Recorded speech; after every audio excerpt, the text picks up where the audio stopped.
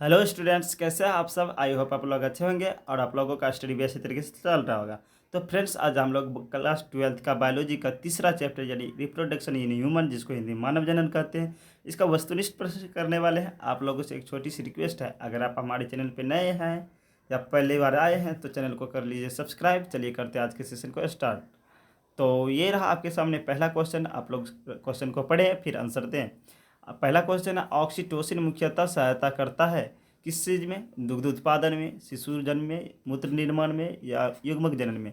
क्या होगा right answer? तो याद रखिएगा, इसका जो करेक्ट आंसर होगा ऑप्शन नंबर बी हो जाएगा, शिशु जन्म में। ठीक है, ऑक्सीटोसिन नामक सहायता जो करता है वह हार्मोन जो है किस में सहायता करता है? वो शिशु जन्म में करता है। चलिए अगले प्रश्न का राइट आंसर दीजिए आप लोग।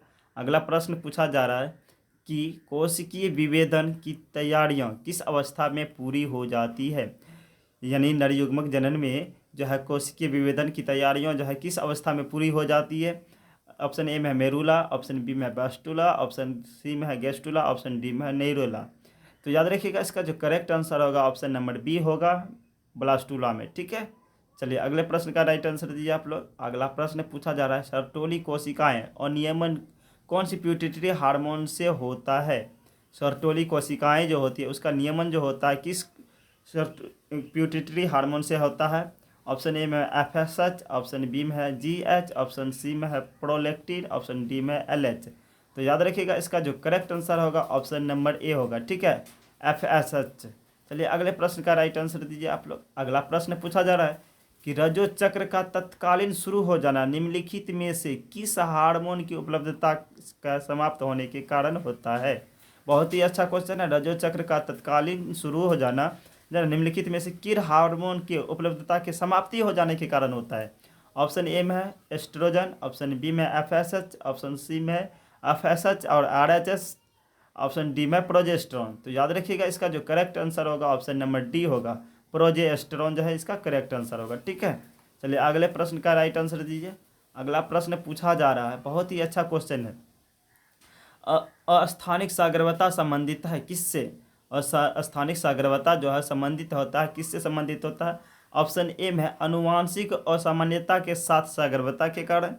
ठीक है, ऑप्शन बी में है भ्रूण का गर्भाशय के स्थानारोपण की जगह अंतारोपण, ऑप्शन बी सी में है खराब भ्रूण का गर्भाशय में अंतारोपण, ऑप्शन डी में है हार्मोन असंतुलन के कारण गर्भस्थता का सत्यापन।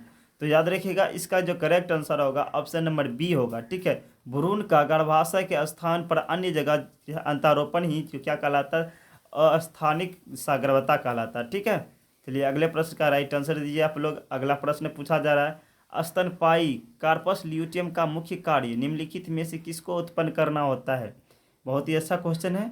स्तनपायी कार्पस ल्यूटियम का मुख्य कार्य निम्नलिखित में से किसको उत्पन्न करना होता है? केवल एस्ट्रोजन को, प्रोजेस्टेरॉन को, मानव कोरिनिक गोनेट्रोपिन को, ऑप्शन डी में है केवल रिलैक्सिन को। क्या होगा राइट आंसर? सभी स्टूडेंट राइट आंसर देने की कोशिश करेंगे। बहुत ही अच्छा क्वेश्चन है ये।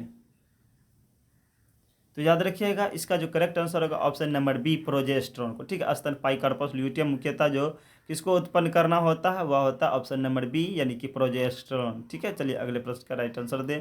अगला प्रश्न पूछा जा रहा है कि निम्नलिखित घटनाओं में से कौन सी घटना स्त्री में अंडोत्सर्ग से संबंधित नहीं है? निम्नलिखित में से कौन सी घटना में जो है स्त्री के अंडोत्सर्ग से संबंधित नहीं है? ऑप्शन ए में है ग्राफियन फॉलिकल का पूर्णविकास, ऑप्शन बी में द्वितीयक ओसाइट का विमोचन, ऑप्शन सी में है एलएच परवा या एलएच सज, ऑप्शन डी में है एस्ट्राडोल में कमी। तो याद रखिएगा, इसका जो करेक्ट आंसर होगा वह होगा ऑप्शन नंबर डी। ठीक है, एस्ट्राडोल में कमी यह जो है अंडोत्सर्ग से संबंधित नहीं है।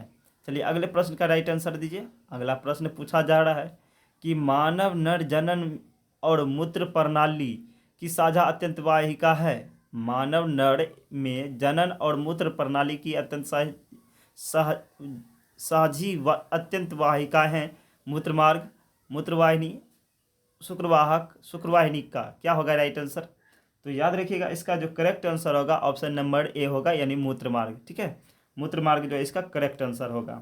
चलिए अगले प्रश्न का राइट आंसर दें आप लोग। अगला प्रश्न पूछा जा रहा है, थोड़ा सा क्वेश्चन को नीचे कर दे रहे हैं।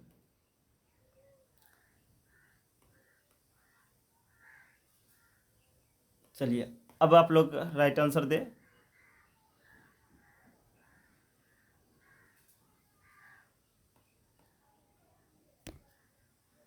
ये क्या हो रहा है? चलिए हाँ, इस प्रश्न का राइट आंसर दे। अगला क्वेश्चन पूछा जा रहा है, विरेचन की कोशिकाएं नालिकाएं शुक्रवाहिकाओं के द्वारा खुलती है। कहाँ खुलती है? विरेचन की जो शुक्रजनक नालिकाएं होती है शुक्रवाहिकाओं के द्वारा कहाँ खुलती है? शुक्रवाहक में, विरेचन जालिकाएं में, अधिविरेचन में, शुक्रजनक नालिकाएं में। तो याद रखिएगा इसका जो करेक्ट आंसर होगा ऑप्शन नंबर जो है बी करेक्ट आंसर होगा। ठीक है, विरेचन जालिकाएं में। चलिए अगले प्रश्न का राइट आंसर दीजिए आप लोग। अगला प्रश्न पूछा जा रहा है, आपरा का कार्य होता है। बहुत ही अच्छा क्वेश्चन है। आपरा का क्या कार्य होता है? तंत्रिका आवेग के संचरण का। ऑप्शन बी में संग्रह अंग की तरह। ऑप्शन सी में है भ्रूण को थक्का से जमाने का बचाव, यानी कि ऑप्शन डी में है विकासशील भ्रूण को पोषण प्रदान करना। आपरा का जो कार्य होता है वह होता है ऑप्शन नंबर डी जो है करेक्ट आंसर होगा, विकासशील भ्रूण को पोषण प्रदान करना। ठीक है, ऑप्शन नंबर डी जो इसका करेक्ट आंसर होगा। अगले प्रश्न का राइट आंसर दे आप लोग। अगला प्रश्न पूछा जा रहा है कि प्रसव के दौरान कौन सा हार्मोन गर्भाशय पेशी पर क्रिया करता है? बहुत ही अच्छा क्वेश्चन है। प्रसव के दौरान कौन सा हार्मोन जो है गर्भाशय की पेशी पर क्रिया करता है? Oxytocin, LH, testosterone, relaxin. तो क्या होगा राइट आंसर? प्रसव के दौरान जो कार्य करता है वह होता है ऑप्शन नंबर डी। ठीक है, रिलैक्सिन हार्मोन। चलिए अगले प्रश्न का राइट आंसर दें आप लोग। अगला प्रश्न पूछा जा रहा है, सेमनीफेरस नलिकाएं में पाए जाने की कोशिकाएं होती है। सेमनीफेरस नलिकाओं में पाई जाने वाली पोषक कोशिकाएं कौन सी है? लेडिंग कोशिकाएं, एस्ट्रोफॉलिकुलर कोशिकाएं, सर्टोली कोशिकाएं या कोमरोफिन कोशिकाएं। याद रखिएगा इसका जो करेक्ट आंसर होगा ऑप्शन नंबर सी। ठीक है, सर्टोली कोशिकाएं जो नर युग्मक को क्या करती है? पोषण प्रदान करता है। चलिए अगले प्रश्न का राइट आंसर दे आप लोग। बहुत ही इजी क्वेश्चन है, कई बार एग्जाम में पूछा गया है। तो विरेचन कोश में तापमान शरीर के से लगभग कितना कम होना चाहिए? 2 से 2.5 सेंटीमीटर डिग्री सेल्सियस।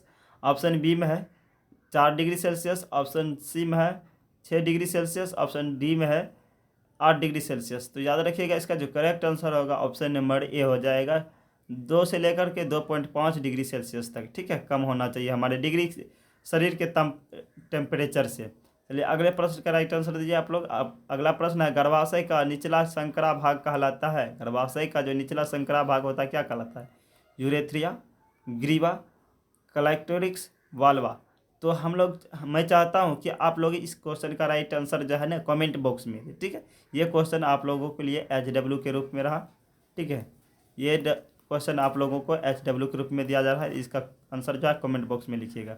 चलिए अगले प्रश्न का राइट आंसर दीजिए आप लोग। अगला प्रश्न है, प्रथम अर्धसूत्री विभाजन के अंत में शुक्राणु विभेदित हो जाता है। बहुत ही अच्छा क्वेश्चन है। प्रथम अर्धसूत्री विभाजन के अंत में शुक्राणु जो है विभेदित हो जाते हैं किस में?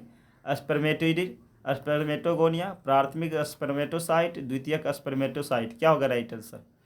तो याद रखिएगा इसका जो करेक्ट आंसर होगा ऑप्शन नंबर बी होगा, स्पर्मेटोगोनिया में। ठीक है, प्रथम अर्धसूत्री विभाजन के अंत में नर युग्मक जो विभेदित हो जाते हैं वह किस में? स्पर्मेटोगोनिया में। ठीक है, चलिए अगले प्रश्न का राइट आंसर दे आप लोग।